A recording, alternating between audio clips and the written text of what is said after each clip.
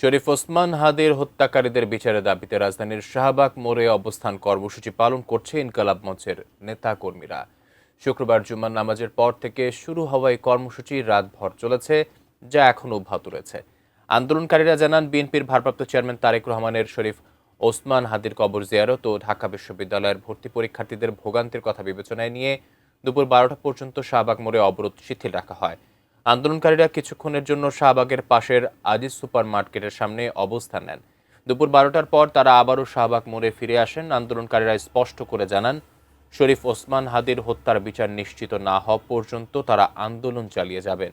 একই সঙ্গে সরকারের উপদেষ্টাদের ঘটনাস্থলে এসে হত্যার বিচারের সুনির্দিষ্ট আশ্বাস দেওয়ার দাবিও জানান তারা।